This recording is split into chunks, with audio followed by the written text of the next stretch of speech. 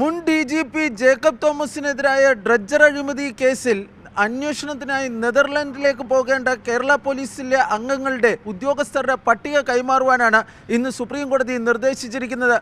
Dredger അഴിമതി കേസിലെ Jacob തോമസിന് പുറമെ കേസുമായി ബന്ധപ്പെട്ട കൂട്ടുപ്രതിയായ ഡച്ച് കമ്പനിയായ IHC ബിവറിൻ്റെ ഉദ്യോഗസ്ഥരെ നിന്ന് മൊഴി രേഖപ്പെടുത്താൻ നേരത്തെ കേരള പോലീസ് തീരുമാനിച്ചിരുന്നു.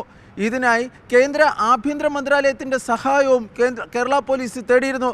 തുടർന്ന് ഈ വിഷയം ഹേഗിലുള്ള ഇന്ത്യൻ എംബസിയുടെ ശ്രദ്ധയിൽ കേന്ദ്ര ആഭ്യന്തര മന്ത്രാലയം പെടുത്തിയിരുന്നു. ഹേഗിലുള്ള ഇന്ത്യൻ എംബസിയിലെ ഉദ്യോഗസ്ഥർ ഇതുമായി ബന്ധപ്പെട്ട് ഈ കേസുമായി ബന്ധപ്പെട്ട വിശദാംശങ്ങൾ നെതർലാൻഡ്സ് സർക്കാരുമായി തേടുകയും ചെയ്തിരുന്നു. ഇതിനിടയിലാണ് ഇപ്പോൾ ഈ കേസിൻ്റെ അന്വേഷണത്തിനായി ഈ നെതർലാൻഡ്സിലേക്ക് പോകേണ്ട 2 ഉദ്യോഗസ്ഥരുടെ പട്ടിക സമർപ്പിക്കുവാൻ കേരള പോലീസിനോട് CBI ആവശ്യപ്പെട്ടിരിക്കുന്നത്. കേന്ദ്ര ആഭ്യന്തര മന്ത്രാലയവും ഇതുമായി ബന്ധപ്പെട്ട ഒരു കത്ത് സംസ്ഥാന സർക്കാരിന് കൈമാറിയിട്ടുണ്ട്. അതിൽ ആവശ്യപ്പെട്ടിരിക്കുന്നത് ഈ നെതർലാൻഡ്സിലേക്ക് പോകേണ്ടതിൻ്റെ ആവശ്യകതയെ സംബന്ധിച്ചും കേസിൻ്റെ മറ്റ് വിശദാംശങ്ങളും കൈമാറുവാനാണ്. ഇക്കാര്യം ഇന്ന് കേന്ദ്ര സർക്കാരിന് വേണ്ടി additional solicitor general SP Raju supreme കോടതിയുടെ ശ്രദ്ധയിൽപ്പെടുത്തുകയാണ് ഉണ്ടായത്.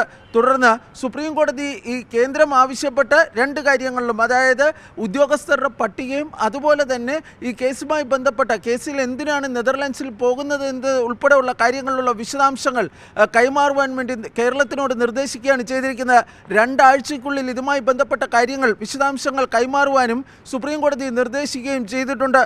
സംസ്ഥാന സർക്കാരിന് വേണ്ടി ഹാജരായ സീനിയർ അഭിഭാഷകൻ ജയന്ത് മുത്തുരാജും സ്റ്റാൻഡിംഗ് കൗൺസിൽ ഹർഷദ് വി ഹമീദും ഈ കേസിൽ സംസ്ഥാന സർക്കാരിൻ്റെ ഭാഗത്ത് നിന്ന് ഒരു കാലതാമസവും ഉണ്ടാകുന്നില്ല എന്ന് ചൂണ്ടിക്കാണിക്കുകയും ചെയ്തു. എന്നാൽ ഈ കേസിലെ പരാതിക്കാരനായ സത്യൻ നരവൂരിന് വേണ്ടി ഹാജരായിരുന്ന അഭിഭാഷകൻ കാളീശ്വരൻ രാജാകട്ടെ ഈ കേസിലെ നടപടികൾ മെല്ലെ പോകുന്നുവെന്നാണ് കോടതിയിൽ ചൂണ്ടിക്കാട്ടിയത്. 4 ആഴ്ചയ്ക്ക് ശേഷം ഈ കേസ് വീണ്ടും പരിഗണിക്കുവാൻ വേണ്ടി സുപ്രീം കോടതി തീരുമാനിക്കുകയും ചെയ്തിട്ടുണ്ട്.